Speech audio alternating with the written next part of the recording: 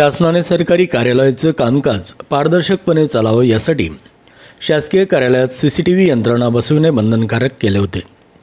या संदर्भात सन 2013 मध्ये आदेश काढण्यात आले होते। त्यानंतर शिरपूर तालुक्यातील अनेक शासकीय कार्यालयात त्याची अंमलबजावणी झालेली नाही। ज्या कार्यालयात कॅमेरे लावण्यात आले त्याची देखभाल दुरुस्ती नाही, तर अनेक ठिकाणी कॅमेऱ्यांची तोंड दुसऱ्या दिशेला फिरवल्याचे प्रकार समोर आले आहेत। महाराष्ट्र शासनाच्या माहिती तंत्रज्ञान विभागामार्फत सर्व शासकीय कार्यालय आणि त्यांच्या उपशाखा येथे CCTV यंत्रणा बसविणे बंधनकारक केले होते। यात शासनाची जिल्हास्तरीय विभागीय तसेच शाळा, रुग्णालय, पोलीस ठाणे यांचा प्रामुख्याने समावेश आहे। पण या आदेशाला 9 वर्ष उलटली तरी शिरपूर तालुक्यातील उपअधीक्षक भूमी अभिलेख कार्यालयात CCTV ही यंत्रणा अद्यापही उपलब्ध नाही।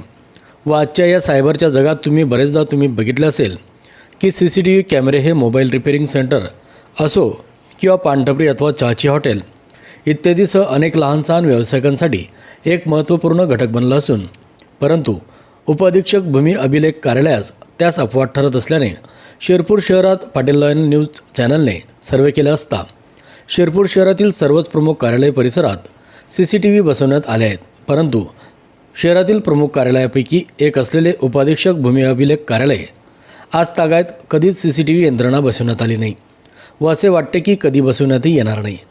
कारण उपभूमी अभिलेख कार्यालय एक आणि किस्से अनेक। मागील काही महिन्यांपूर्वी माजी शालेय शिक्षण मंत्री तथा विद्यमान आमदार अमरीशभाई पटेल यांनी स्वतः कार्यालयात हजेरी लावत कार्यालयातील गैरव्यवहाराविषयी हल्लाबोल केला होता।